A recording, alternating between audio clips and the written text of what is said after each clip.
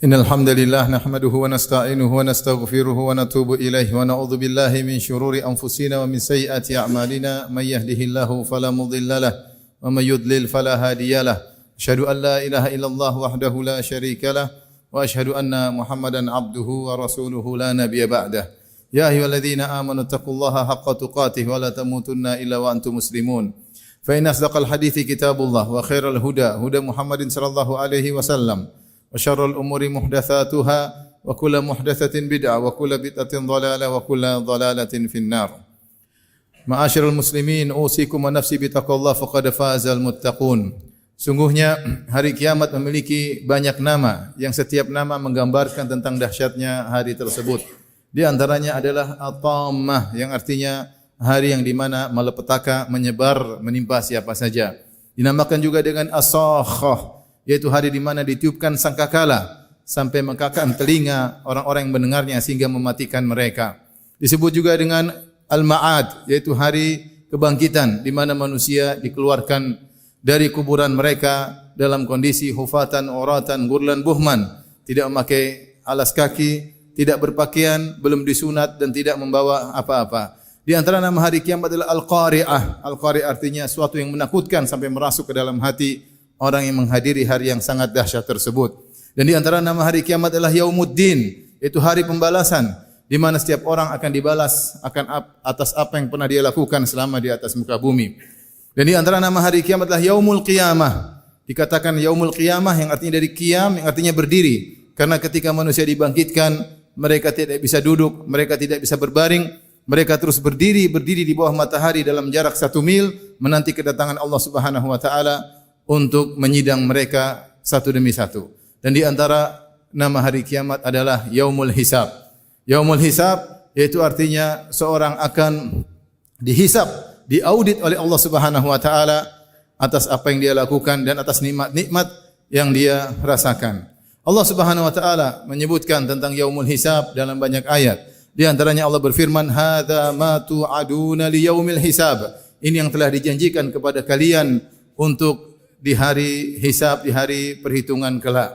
Demikian juga Allah Subhanahu wa taala berfirman tentang perkataan Nabi Musa, wa qala Musa inni uztu bi rabbi wa rabbikum min kulli mutakabbirin la yu'minu bi yaumil hisab. Kata Nabi Musa alaihissalam, aku berlindung kepada Rabbku dan Rabb kalian dari semua orang yang sombong yang tidak beriman dengan hari perhitungan. Demikian juga Allah menyebutkan orang-orang kafir yang mereka dengan sombongnya mereka berkata, Rabbana ajjil lana qittana qabla yaumil hisab. Ya Allah, segerakanlah azab kepada kami sebelum datang hari perhitungan. Ini menunjukkan bahwasanya mereka tahu Rasulullah sallallahu alaihi wasallam sering mengingatkan mereka tentang adanya hari perhitungan. Dan Allah menyebutkan betapa banyak orang yang tersesat gara-gara tidak beriman atau lupa dengan hari perhitungan. Kata Allah Subhanahu wa taala, "Innal ladzina yadhilluna an sabilillahi lahum adzabun syadidun bima nasu yaumal hisab." Sungguhnya orang-orang yang tersesat dari jalan yang lurus, bagi mereka azab yang pedih karena mereka lupa dengan yaumul hisab, dengan hari perhitungan. Ma'asyiral muslimin, sungguhnya hari itu akan datang kepada kita. Dan setiap kita akan dihisab oleh Allah Subhanahu wa taala. Diaudit oleh Allah Subhanahu wa taala. Dimintai pertanggungjawaban oleh Allah Subhanahu wa taala. Apa yang akan diaudit dari kita? Secara umum yang diaudit dari kita, yang dihitung oleh Allah Subhanahu wa taala 2 perkara. Yang pertama adalah amalan yang kita lakukan. Amalan-amalan yang kita lakukan. Yang kedua atas nikmat-nikmat yang kita rasakan.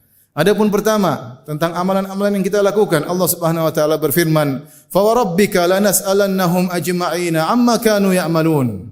Demi Rabbmu, Allah bersumpah dengan dirinya sendiri, demi Rabbmu, falanas'alannahum ajma'in, sungguh kami benar-benar akan bertanya kepada mereka seluruhnya tanpa terkecuali, amma kanu ya'malun, atas apa yang mereka kerjakan. Adapun jenis kedua yang ditanyakanlah nikmat-nikmat. Allah Subhanahu wa taala berfirman, "Tsumma latus'alunna yawma idzin 'anil na'im." Kemudian sungguh-sungguh benar-benar kalian akan ditanya tentang nikmat-nikmat yang kalian rasakan. Ma'asyiral muslimin, adapun amalan yang akan ditanya oleh Allah Subhanahu wa taala adalah seluruh amalan yang kita lakukan.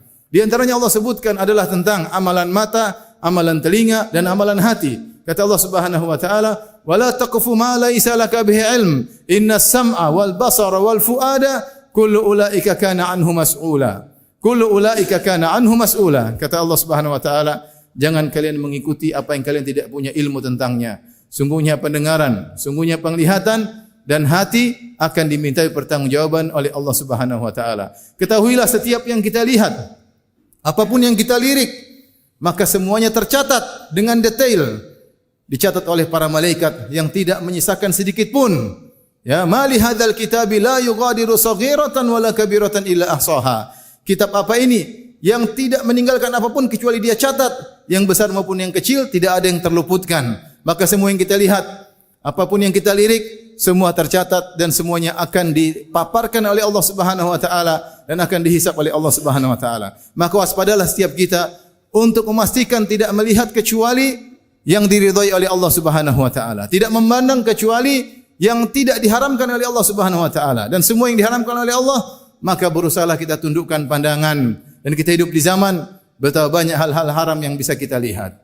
Seorang bertakwa kepada Allah, ingat firman Allah Subhanahu wa taala, "Kullil mu'minin," katakanlah kepada orang yang beriman, seruan dari Allah Subhanahu wa taala untuk orang-orang yang beriman bahwasanya mereka akan dihisab pada hari kiamat kelak atas pandangan yang mereka lihat. Kulil mu'minina yaghuddu min absarihim, hendaknya mereka menundukkan sebagian pandangan mereka. Wa yahfazu furujahum, hendaknya mereka menjaga kemaluan mereka. Dzalika azka lahum, sungguhnya itu lebih suci bagi hati mereka. Innallaha khabirum bima yasnaun, sungguhnya Allah Maha tahu secara detail atas apa yang mereka lakukan, atas apa yang mereka lihat. Kata Allah Subhanahu wa taala, "Ya'lamu kha'inatal a'yuni wa ma tukhfis sudur." Allah mengetahui lirikan mata seseorang dan Allah mengetahui apa yang disembunyikan oleh dada-dada mereka. Maka waspada, janganlah kita melihat aurat-aurat wanita yang terumbarkan di media sosial. Bertakwalah kepada Allah. Setiap lirikan yang kita lihat tercatat dan akan diungkap oleh Allah pada hari kiamat kelak. Siapa yang menundukkan pandangannya, maka Allah akan mensucikan hatinya. Allah akan berikan cahaya kepada hatinya. Di antara amal yang diminta pertanggungjawaban adalah pendengaran. Inna sam'a, sungguhnya pendengaran. Kita hidup, kita mendengar berbagai macam berita yang kita dengar setiap hari. Maka tidak semua harus kita dengarkan. Di sana ada berita-berita yang tidak benar. Di sana berita-berita ghibah, namimah, mengadu domba. Tidak perlu kita dengar. Di sana ada musik-musik yang diharamkan oleh Allah Subhanahu wa taala. Ijma' 4 mazhab mengatakan musik adalah haram. La yakunanna aqwamun min ummati yastahilluna al-hira wal harir wal khamra wal ma'azif. Al-Imam Al-Bukhari rahimahullah meriwayatkan dalam sahihnya, Rasulullah SAW bersabda, akan ada dari umatku suatu kaum yang mereka menghalalkan zina, mereka menghalalkan khamar, mereka menghalalkan kain sutra bagi lelaki, dan mereka menghalalkan alat-alat musik. Lihatlah apa yang telah dilakukan oleh alat musik kepada manusia, melalaikan mereka dari jalan Allah Subhanahu wa taala, menjerumuskan mereka dalam berbagai macam kemaksiatan. Lihatlah kehidupan artis-artis yang penuh dengan kepayahan, kesusahan, jauh dari jalan Allah Subhanahu wa taala yang digandrungi oleh para pemuda. Bertakwalah kepada Allah, jaga telinga kita, jangan kita mendengar ayat-ayat syaitan, jangan kita dengar hal-hal yang merusak hati kita. Sungguhnya setiap pendengaran kita akan dimintai pertanggungjawaban oleh Allah Subhanahu wa taala.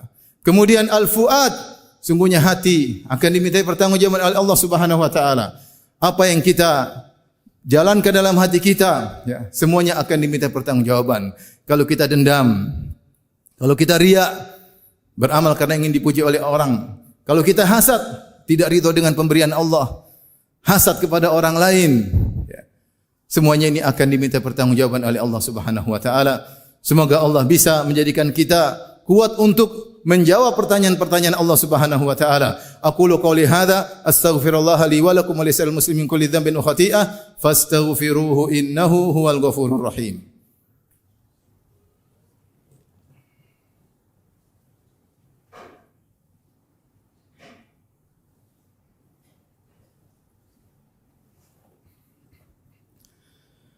Alhamdulillahi ala ihsanihi wa syukru lahu ala taufiqihi wa amtinanihi wa asyhadu an la ilaha illallah wahdahu la syarika lahu ta'ziman li sya'nihi wa asyhadu anna Muhammadan abduhu wa rasuluhu da'ila ridwanihi.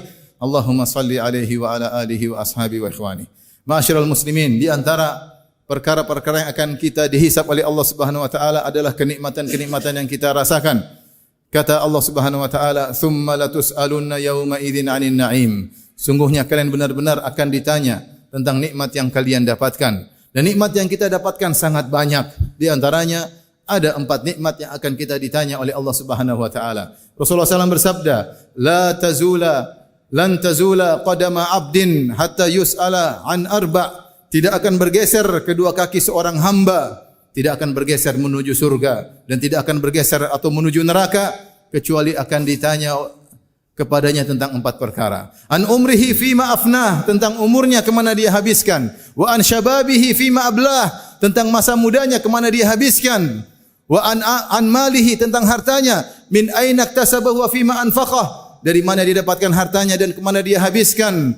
Wa an ilmihi fima amila bihi, tentang ilmunya, apa yang sudah dia amalkan dari ilmunya. Siapkanlah pertanyaan ini akan ditanya kepada kita semua. Yang pertama, an umrihi fima afnah, tentang umurnya kemana dia habiskan. Sungguhnya usia adalah nikmat dari Allah Subhanahu wa taala. Namun banyak orang yang terpedaya.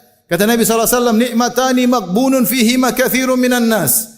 2 nikmat yang banyak orang merugi, terpedaya terhadap 2 nikmat tersebut. As-sihhatu wal faragh, kesehatan dan waktu luang. Sungguhnya umur kita adalah waktu kita. Bukankah umur kita adalah kumpulan hari-hari kita? Kata Al-Hasan Al-Basri rahimahullahu ta'ala, ya bena Adam, innama anta ayyam. Wahai anak Adam, sungguhnya engkau adalah kumpulan hari-hari. Fa idza dhahaba ba'dul ayyam, dhahaba ba'duk. Jika telah pergi sebagian hari darimu, berarti telah pergi sebagian dirimu darimu. Fa idza dhahaba ba'duka, yushiku an yadhhab kulluk. Kalau sebagian darimu telah pergi, dikhawatirkan kau akan pergi seluruhnya, itu kau akan meninggal dunia.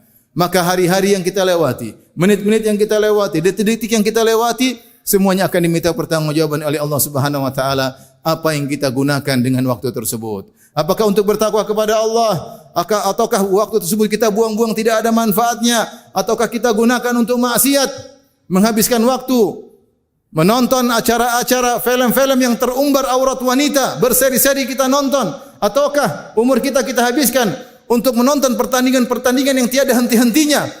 Kita tidak mengenal waktu. Umur kita buang-buang begitu saja. Semuanya ada waktunya. Silakan nonton, ada waktunya. Kalau mau nonton pertandingan ada waktunya. Tetapi candu, kemudian menghabiskan umur untuk hal itu seluruhnya. Sementara Al-Quran tidak kita buka. Sementara tidak ada waktu untuk menelpon orang tua. Tidak ada waktu untuk ziarah ke rumah kakak, ke rumah adik. Tidak pernah kontak sama tante dan om. Tidak sempat waktu untuk pergi ke masjid. Tidak sempat waktu untuk ikut pengajian. Terus apa yang mau kita jawab pada hari kiamat kelak? Ketika dibuka catatan amal kita, isinya semuanya pertandingan-pertandingan, film, dan macam-macam. Berita-berita yang kita dengarkan yang mungkin manfaatnya sedikit, lebih banyak mudaratnya. Maka seorang ingat setiap detik yang dia lewati akan ditanya oleh Allah Subhanahu wa taala. Siapkan jawaban atas pertanyaan tersebut. Kemudian kata Nabi SAW, an syababihi fima ablah, tentang masa mudanya, kemana dia habiskan. Sungguhnya masa muda adalah bagian dari umur, tetapi dia akan ditanya secara spesifik, karena disitulah masa di mana seorang sangat produktif. Adapun ketika dia masih kecil, dia mungkin tidak begitu semangat. Ketika dia sudah tua, mungkin banyak uzur, tapi masa muda, dan kebanyakan kita adalah orang-orang muda, maka situlah saat kita produktif untuk bisa bertakwa kepada Allah, untuk bisa menanam amal sebanyak-banyaknya yang akan kita panen pada hari kiamat kelak ketika kita dihisab oleh Allah Subhanahu wa taala. Maka seorang manfaatkan masa mudanya sebelum datang masa tuanya. Kemudian tentang hartanya akan ditanya. 2 pertanyaan saja. Dari mana dia dapatkan dan kemana dia habiskan. Pertanyaan pertama telah menggugurkan banyak orang. Dari mana dia dapatkan. Betapa banyak orang mengambil harta dengan cara yang haram. Dia tidak peduli. Kata dia, yang halal adalah yang ada di tanganku. Yang haram yaitu yang aku tidak mendapatkannya. Sebagian orang mengatakan, jangankan yang halal, yang haram aja susah. Sehingga mereka menggampang-gampangkan untuk melakukan hal yang haram demi menggapai secercah harta. Maka bertakwa kepada Allah Subhanahu wa taala. Seorang mencari harta sebagaimana kata Nabi sallallahu alaihi wasallam, Jibril mewahyukan kepadaku, menyampaikan kepadaku, anna nafsan lan tamuta hatta tastakmila rizqahu. Hatta tastakmila rizqaha. Sungguhnya jiwa tidak akan meninggal sampai rezekinya sudah dipenuhi oleh Allah Subhanahu wa taala. Fattaqullaha wa ajmilu fit talab. Maka bertakwalah kepada Allah, cari rezeki dengan cara yang benar, ya.